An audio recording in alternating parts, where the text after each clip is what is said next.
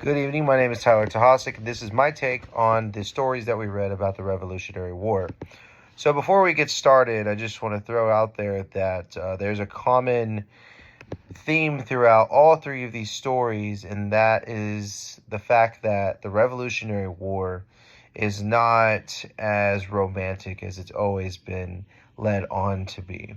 So, we're going to start with the first story with Johann, I want to say Burisi. I forgot his last name.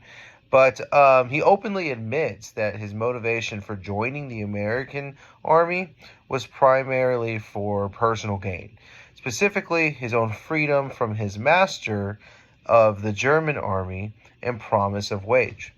So, ironically enough, whenever he did join the American army and he did begin to get paid, his master required him to still pay him out of his military wages.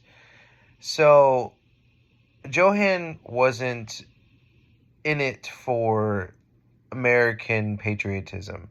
He was in it for himself, and in the end of the day, it ended up biting him in the butt, and he wanted to jump ship from the American army to go to the British army now. Well, he got caught multiple times, and at the end of the day, he was treated kindly by a Hessian colonel who, whenever he did join the British Army, he was able to start reaping positive rewards.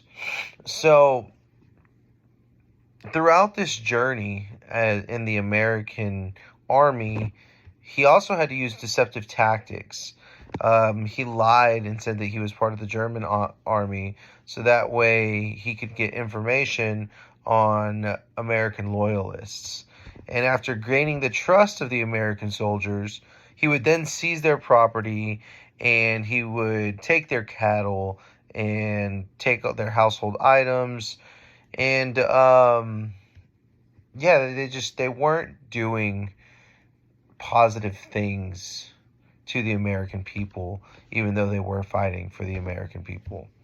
And then we're going to move on to Samuel Smith and just honestly the harsh reality of what Valley Forge really was. So,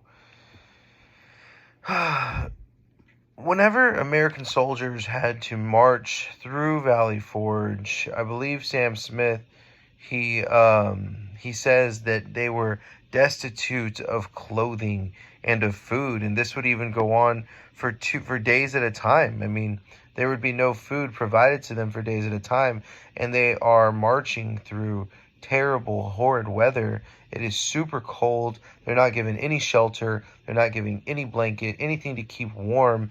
And a lot of the people who marched through Valley Forge, they died because of these conditions, because they weren't taken care of. So Smith recounts specific. It was a shocking incident during a winter offensive when a stagecoach was carrying 6 men and a driver fell through ice on the Niagara River, and he was completely lost over the falls. I mean, this event, it pretty much tells that the extreme risks that were taken by these soldiers whenever it came to the winter marches. And in the most extreme cold, as I said, people were dying and they were perishing just because they were trying to march through. And at the end of the day, it was live or die. And unfortunately, some of them did have to die because of the conditions that they were under. And this is all by the American military. So I think that we're starting to see here that the Americans weren't taking care of their military, right? Everybody who was under, I mean, I guess it was George Washington was general at the time. He wasn't thinking of the well-being of his soldiers, and that leads us into the last reading that we had, and that's Boston King, who was a slave. Now, he was beaten and he was tormented, and this led him just to be fearful of his master. And he, of course, he wanted to escape. I mean, who wouldn't? So his decision to join the British was a direct response to personal suffering, and it wasn't exactly a political choice. Kind of like Johann in the beginning, it was for personal motive. He was always scared of being re-enslaved, so he wanted to jump ship and he wanted to go with the British Army. And whenever he did do so, he was treated with respect and he was given shelter. And the action and the certificates issued to individuals, I guess you could say it provided security and assurance that the king and others desperately need that king and others desperately needed. So his journey pretty much tells us that his relocation to Nova Scotia um, allowed him to build a new life, him and other black loyalists. So what this does is this really demonstrates the creation of the black loyalist communities and the consequences of the American Revolution.